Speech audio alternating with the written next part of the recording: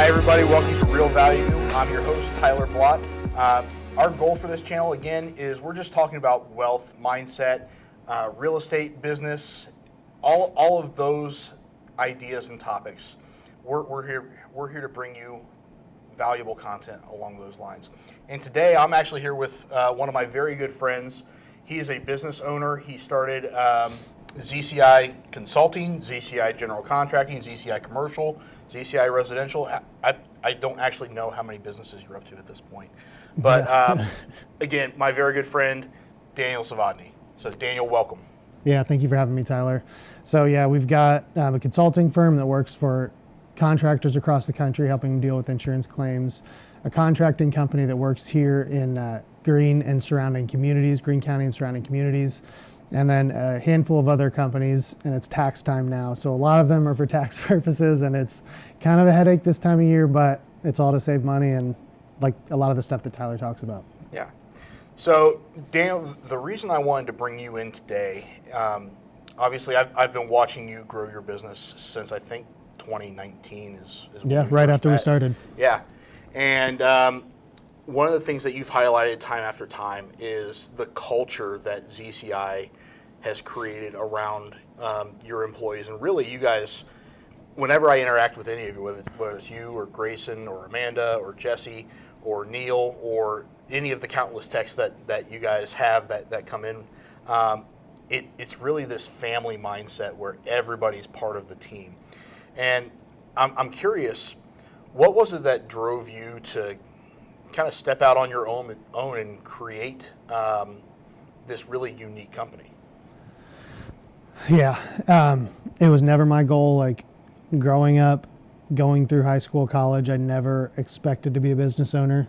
Even looking back now, if I knew what the last 4 years would be like, maybe I wouldn't do it. But it was all kind of born out of a need that I saw in the industry, especially the roofing insurance industry.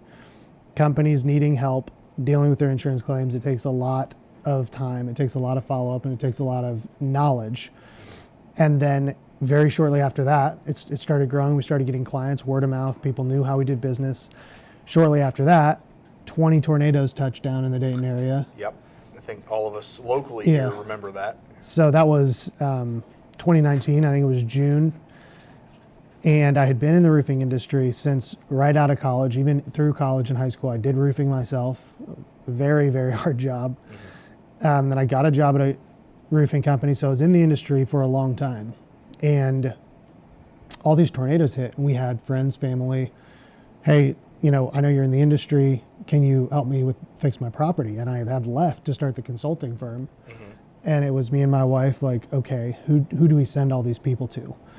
And I have a lot of friends in the industry. There's a lot of good companies, but it was a struggle at that point to think, who am I going to send all my friends and family to that I know is going to be 100%, because it's a rough industry. And both companies were born out of this need that I felt like needed to be filled. So then we launched ZCI Contracting so we could have a direct impact on these homeowners and walk them through the insurance claims. So both companies weren't ever a dream that I had growing up. It was just there's a severe need for this. And then I think this will be a good segue to what you want to talk about. Mm-hmm. There's also a severe need for a good workplace that can have a real positive impact on the people there, with leadership who actually cares about the people and their futures and their families, and not just how much revenue can you bring me this week, this month, this year. Yeah, I would absolutely agree with that. And I know a lot of you in the audience are probably in our millennial or Gen Z generations, where the trend right now is this quiet quitting, where basically people are trying to do the minimum that is expected of them because they don't feel like they're cared for, they don't feel like they're making a difference, and they don't feel like if they give the job everything that they have, that there's a reward for that. They feel like they're very replaceable. And I don't think that's the case when it comes to ZCI. When you're talking with Neil or with Grayson, obviously those two are the ones I've had probably the most contact with just because of our interaction in BNI, it really comes through that they're as much a part of ZCI as you are, and they are geared in towards ZCI's success. So how did you build that kind of culture? That's a big question. Yeah. And to preface this for the audience, we have 23 employees between the couple companies.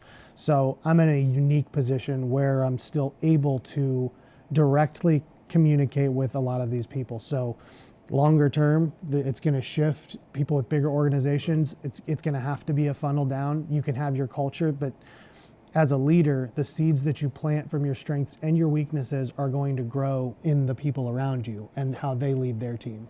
So that's kind of the preface behind what I think is going to be my answer. So the question is how to build that culture where people really take ownership of their position and believe like they are a true part of the team. A big part of that is how you start and the vision that you're casting, that you have a goal for the company.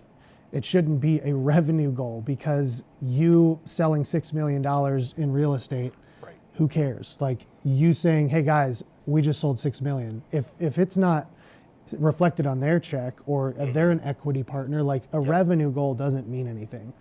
What means something is that we care about their flexibility, that they have continued education. So we're really serious about personal goal setting. We did an exercise a couple months back and we went over long-term financials, relationships they want to build. We went over health goals that people have and how can we help hold each other accountable. You're saying this is important to you. One of our guys I talked to today, he quit smoking and he still hasn't smoked. It's been 2 months and that's been like a decade-long change. And when does that ever come up in business? Never. Probably never, realistically, right? I mean, none of us think, I'm going to go to work and I'm going to find an accountability partner who's going to help me not just change my financial future, but change my life, change my future. Health habits, growth habits. So part of the answer is there's no shortcut to this, but actually care about your people. Like I'm an introvert, so I don't like to have long phone calls, but being intentional about that, of showing these people that you care, having ways that they can grow and making sure you're involved in that is a big piece. Mm-hmm. And then being a part of the common mission. So, and let's backtrack a little bit. Okay. The common mission goes back to your values. Right. Your values you have as a company, I'm sure it's all over the wall here. You guys are serious about values too. Right. And it can't be a set and forget the values. We love integrity, we value relationships, and then it's just on a wall somewhere. We're really intentional about when someone embodies these values, we're celebrating that. If my team goes out and connects with insurance agents, I'm celebrating that. I'm not just saying, hey, you made another sale this week. It's you were intentional about building this relationship that's benefiting the company. Yep. We're able to benefit this insurance agent by helping their policyholders. Mm-hmm. Their policyholders are benefiting because now they're working with probably the best insurance restoration contractor in the state. And we see that positive impact painted through the lens of the values that we all share. Yeah. And then we're also using those values as a measuring stick, that if one of our values is accountability, mm-hmm. and if you miss your appointment or you tell me you're going to do something that you don't end up doing, you're in violation of those values. So you can use these as a celebration and a measuring stick to show where people are succeeding and where they're failing. Yeah. So if you don't mind for just a second, I'm going to touch on that point because I think a lot of people, when they hear the word accountability, they think consequences and they think negative. Can you tell me what that really means in terms of how ZCI kind of conceptualizes accountability and how you use that in maybe not a negative way, but in a self-corrective way? Yeah.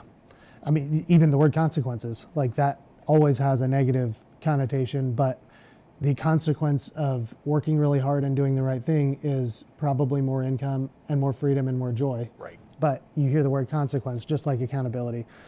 So, I mean, that's a tough one because it's hard to get around. And honestly, even if it's helping you, most people don't like accountability. Right. Because it's correction when you're going off track to what you said was important, what probably truly is important, but you don't want your friend pushing you to go to the gym when you're really tired.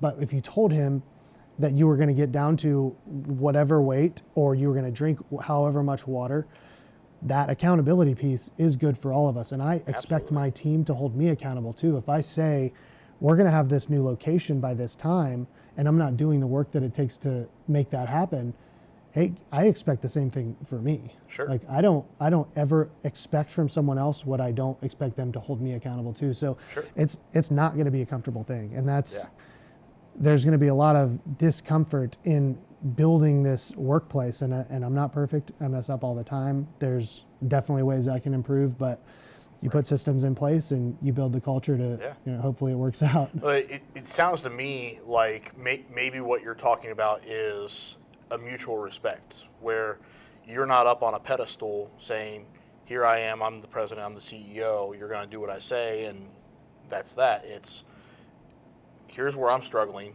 you hold me accountable to fixing this. Here's where you said you wanted to be, I'm going to hold you accountable to that. Is that big time? Right? So 2 points on that. What I heard was meritocracy. The best idea should always be given the most consideration. It shouldn't be leadership makes the decision, makes the call, and all the peasants fall in line. Best idea wins always. And then 2, oh man, I had another point on that. Remind me of what you said. So mutual respect, where you haven't put yourself up on a pedestal. Yes, you're asking them to. So I'm brutally honest with myself of where my shortcomings are, and I'm brutally honest with my team, and I'm very transparent that I'm super weak in this area. That's why I'm looking for this position to be filled. Or I'm sorry I procrastinated that. I find no joy in it. I get no energy from that task. Right. So I'm super open about my failures and my shortcomings, and I look at them with an attitude of opportunity. Yeah. So that's another big way that you build culture is your honesty with yourself, not acting like you don't have flaws, because then people are going to hide their flaws because, man, he never makes mistakes. He never admits fault. So I can't say that I messed this up. And then people are going to just be more transparent, and they're also going to view those failures as opportunities and not get bummed out and not get down. It's exciting. We found these problems. Yeah. Now we can fix them and be that much better. Yeah.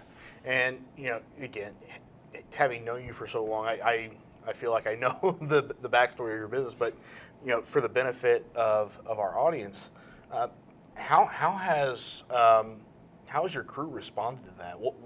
What metrics do you use to measure where they're at, how they're feeling about the workplace?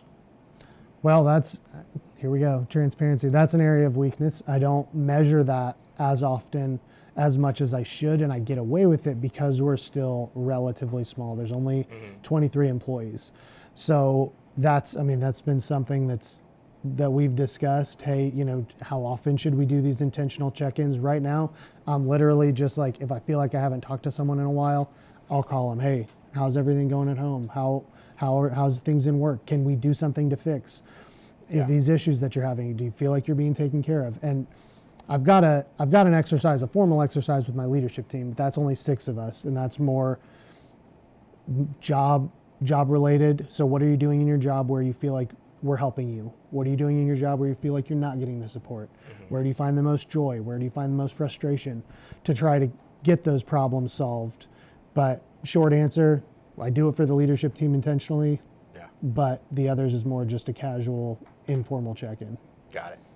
And obviously, it seems to be paying off, at least from the outsider's view, because, again, your team does such a great job of really exuding that pride in your brand. And I do think that speaks volumes to you about you, because you are